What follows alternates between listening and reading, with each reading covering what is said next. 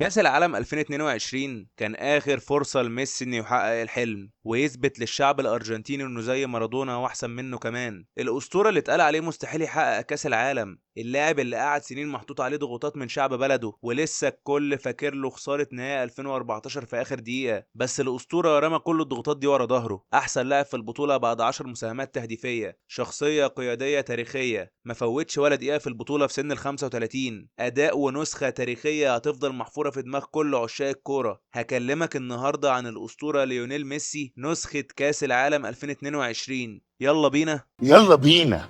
يلا بينا. يلا بينا. يلا يا نصار. ميسي وهو داخل كأس العالم في قطر 2022 كان محطوط عليه ضغوطات كبيرة جدا، والضغوطات دي أكترها من شعب بلده. هتقولي ازاي يعني شعب الأرجنتين مش واثق في ميسي؟ هقولك لحد قبل كأس العالم 2022 شعب الأرجنتين كان بيرفض إن ميسي ومارادونا يتقارنوا ببعض، لأن ببساطة لو سألت حد منهم هيقولك ميسي أعظم لعيبة العالم وأكتر حد خد بالون دور، بس هو قدم لي إيه؟ هتقولي كوبا أمريكا 2021، هيقولك ما هو خسر نهائيين كوبا ورا بعض وكمان خسر نهائي كأس العالم 2014. لكن مارادونا هو الأسطورة رقم واحد بالنسبه لي، هو اللي جاب لي كاس العالم وهو اللي كان شايل الارجنتين سنين طويله. المهم نروح لموضوع حلقتنا وهو كاس العالم في قطر 2022. الارجنتين كانت في مجموعه مع السعوديه وبولندا والمكسيك، ونروح لاول ماتش قدام السعوديه. ميسي طبعا كابتن المنتخب كان اساسي. يبدا الماتش في الدقيقه 9، الارجنتين تاخد ضربه جزاء وميسي على التنفيذ، وميسي يسجل الهدف الاول للارجنتين من ضربه جزاء في الدقيقه 10، وبعدها الارجنتين تسجل هدفين بس يتم الغائهم بداعي التسلل، وبينتهي الشوط الاول بتقدم الارجنتين 1-0 بهدف ميسي، وكله قال خلاص الماتش في المتناول للارجنتين. بس بعد محاضره هيرفي رينار الاسطوريه للاعيبه السعوديه، لاعيبه السعوديه نزلت الشوط الثاني كلها حماس، والسعوديه تسجل التعادل في الدقيقه 49، وبعدها الدوسري يسجل هدف عالمي في الدقيقه 53، ولاعيبه الارجنتين بقت في حاله ذهول من اللي بيحصل. الماتش يخلص بفوز السعوديه 2-1، وتبدا الضغوطات اكتر على ميسي، والناس تقول خلاص كده الارجنتين مش هتعمل حاجه في المونديال، والجواب باين من عنوانه. ونروح للماتش التاني في المجموعات قدام المكسيك. طبعا ميسي اساسي. الماتش ده كان صعب جدا، ومنتخب المكسيك ما كانش سهل خالص، والضغط كان اكتر على منتخب الارجنتين. الشوط الاول يخلص تعادل سلبي بين الفرقتين، والشوط الثاني يبدا وفي الدقيقه 64 ميسي يسجل هدف جميل جدا في المكسيك عشان الارجنتين تتقدم 1-0، وبعدها ميسي يصنع الهدف الثاني لانزو عشان تفوز الارجنتين 2-0 وتاخد اول 3 نقط، وميسي يفوز برجل المباراه. ونروح للماتش الثالث في المجموعات قدام بولندا. يبدا الماتش وتتحسب ضربه جزاء للارجنتين وميسي على التنفيذ، بس للاسف تشيزني يصد ضربه الجزاء ويمنع ميسي انه يسجل. وفي الشوط الثاني ماكاليستر يسجل الهدف الاول للارجنتين، وبعدها الفاريز يسجل الثاني، وتفوز الارجنتين 2-0 وتتاهل لدور ال 16. وطبعا لاحظنا تحسن مستوى الارجنتين على مدار دور المجموعات، وطبعا ميسي بصمته كانت واضحه في كل هدف بيتسجل. ونروح لماتش دور ال 16 قدام استراليا. يبدا الماتش وفي الدقيقه 35 ميسي يسجل هدف جميل جدا، وبعدها الفاريز يسجل هدف ثاني في الدقيقه 57، واستراليا تسجل هدف في الدقيقه 77، وميسي كان عامل ماتش قوي جدا. المهم الارجنتين تفوز 2-1 على استراليا وتتاهل لربع النهائي، وميسي يفوز بجائزة رجل المباراة. ونروح لربع النهائي قدام هولندا. الماتش ده كان صعب جدا،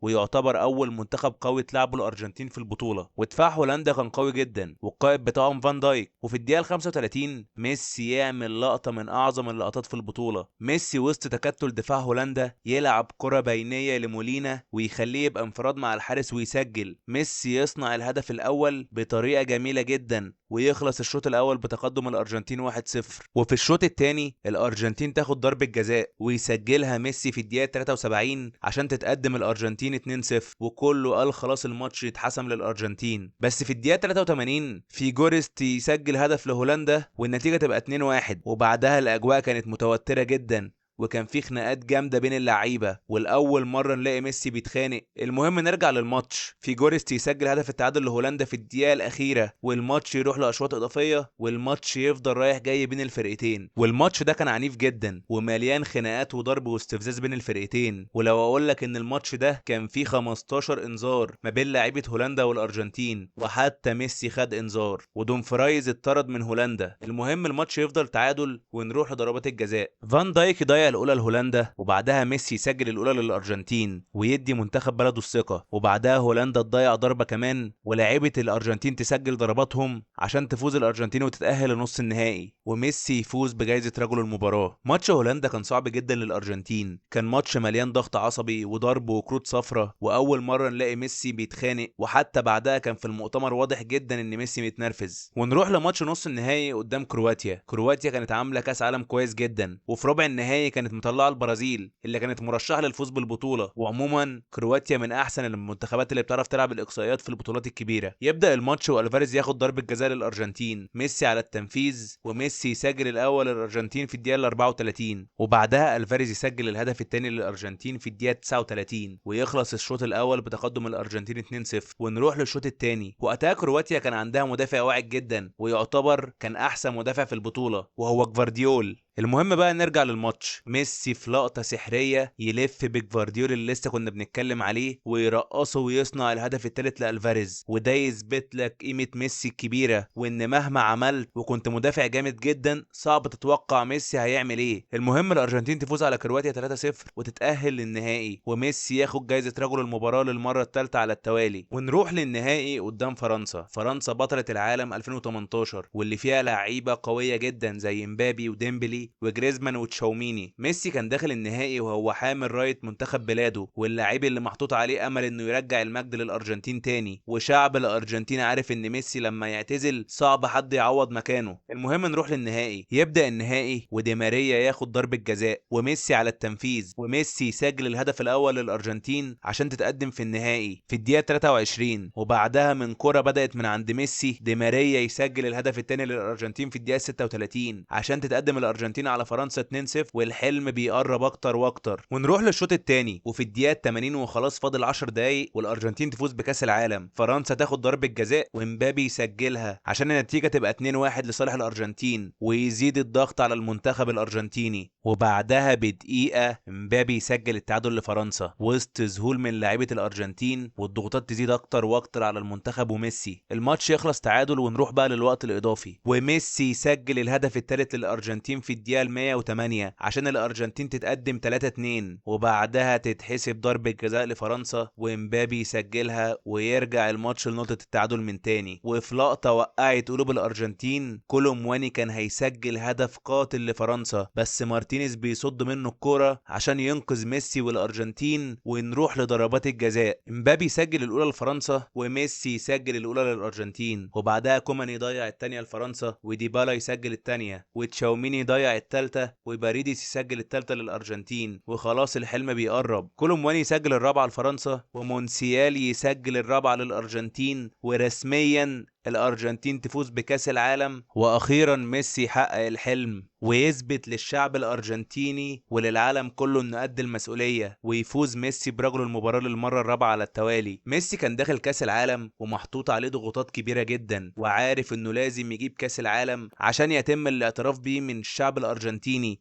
ويكون هو الأسطورة الأولى للأرجنتين. ميسي قدر إنه يساهم ب10 أهداف كاملين في كأس العالم، سجل 7 أهداف وصنع 3 أهداف، وكان رجل المباراة في 5 ماتشات من 7 ماتشات لعبتها للأرجنتين، وفي كل ماتشات الإقصائيات كان هو رجل المباراة. وكمان ميسي فاز بأحسن لاعب في البطولة عن جدارة واستحقاق. وطبعا بعد الأداء الأيقوني اللي عمله ميسي في كأس العالم، ميسي يفوز بالبالون دور الأخيرة في مسيرته، ويكون ميسي قدر يحقق كل حاجة في الكورة فرديا وجماعيا. ولو وصلت هنا وعجبك الفيديو ما تنساش اللايك والاشتراك، ولو عجبتك سلسلة نسخ اللعيبة في كأس العالم قول لي في كومنت ممكن اضيف مين للسلسلة دي، وقول لي تحب اتكلم عن مين الفيديو الجاي.